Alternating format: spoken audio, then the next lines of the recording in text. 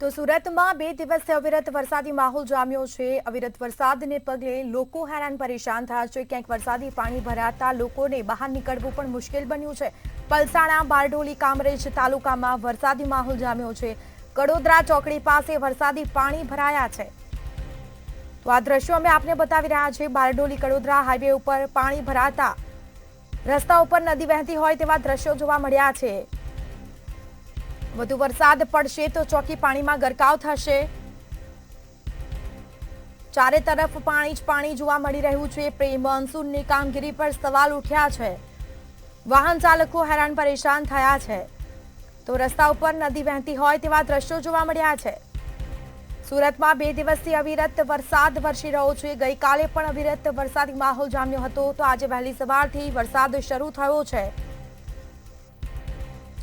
તો પલસાણા, બારડોલી, કામરેજ તાલુકામાં વરસાદ વરસ્યો।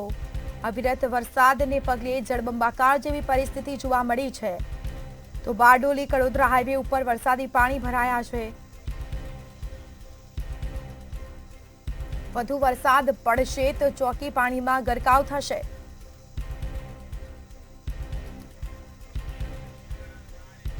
તો સંવાદદાતા અક્ષય મકવાણા આપણી સાથે લાઈવ જોડાયા છે। જી, સુરતમાં 2 દિવસથી અવિરત વરસાદને પગલે જળબંબાકાર જેવી પરિસ્થિતિ છે, શું વિગત?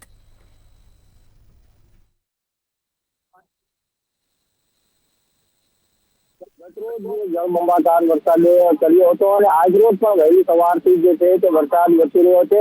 અત્યારે આ સીધા દ્રશ્યો અમે તમને બતાવવાના પ્રયત્ન કરીશું। દ્રશ્યો જે છે તે સુરત જિલ્લાના કડોદરા ચોકડીના છે। આ કડોદરા ચોકડી પાસે વરસાદ વરસતાની સાથે જ કહી શકાય કે જળબંબાકારની સ્થિતિ હાલ અત્યારે અહીં જોવા મળી રહી છે।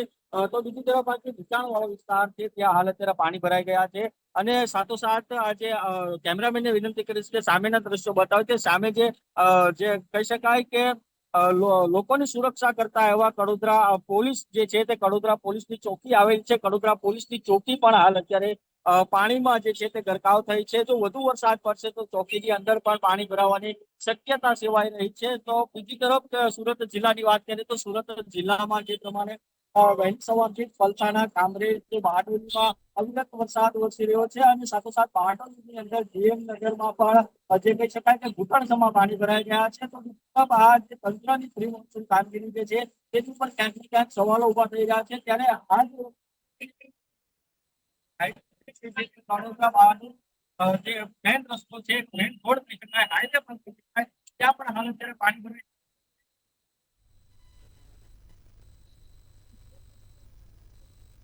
ભાગ જે છે તેની સામે જો ત્યાં આગળથી બતાવવાના પ્રયત્ન કરીશું કે આજે પાણી જે ભરાઈ ગયા છે ત્યાં ઘૂંટણસમાં પાણી છે। કારણ કે આજે પહેલેથી જ અહીં કોઈ પણ પ્રકારની પ્રી મોન્સૂન કામગીરી જે છે તે કોઈ પણ પ્રકારની કરવામાં આવી નથી। કારણ કે જો હાલ અત્યારે જો વધુ વરસાદ પડશે તો વધુમાં આ લોકોને દુકાનની અંદર તેમજ આ રેસ્ટોરન્ટો તેમજ એવી જે લોકો ધંધાર્થીઓ છે તેઓની દુકાનમાં પાણી ભરાઈ જવાની શક્યતા ક્યાંક ને ક્યાંક સેવાઈ રહી છે। તો બીજી તરફ આજે પાણી ભરાતાની સાથે જ આજે ધંધાર્થીઓ છે તેઓને પણ ક્યાંક ને ક્યાંક મોટું નુકસાન વેઠવાનો વારો આવી રહ્યો છે। આ નુકસાન જે છે તે ક્યાંક ને ક્યાંક કહી શકાય કે તંત્રની પ્રી મોન્સૂન કામગીરી સામે પણ હાલ અત્યારે સવાલો ઉભા થઈ રહ્યા છે। અક્ષય, વાત કરવામાં આવે તો સવારે જે ધંધાર્થે જતા લોકો છે તેઓ પરેશાન થયા છે। તંત્ર દ્વારા કોઈ પંપ મૂકવામાં આવ્યા છે પાણી ખેંચવા માટે? તંત્ર દ્વારા કોઈ કામગીરી કરવામાં આવી છે કે કેમ? જી, ચોક્કસથી વાત કરીએ કે જો વહેલી સવારે જો વરસાદ વરસતો હોય અને ધંધાર્થીઓ જે છે પોતાના ધંધાર્થે જતા હોય છે અને તો બીજી તરફ આ કડોદરા વિસ્તાર જે છે તે સંપૂર્ણપણે જીઆઈડીસી વિસ્તાર છે। અહીં મોટા ભાગની સંખ્યામાં જે છે તે પરપ્રાંતીય લોકો જે અહીં વસવાટ કરતા હોય છે તો પોતાનું ટેક્યું રહેવા માટે જે છે તે ધંધાર્થે નીકળતા હોય છે। અત્યારે જો આવા વરસાદની અંદર જ હાલ પાણી કહી શકાય કે ઘૂંટણસમાં પાણીમાં તેઓનું જવાબ મજબૂર બન્યું છે। પરંતુ હાલ અત્યારે તંત્ર તરફથી કોઈ પણ પ્રકારની કામગીરી જે છે તે હાલ અત્યારે કોઈ પણ પ્રકારની સામે આવી નથી।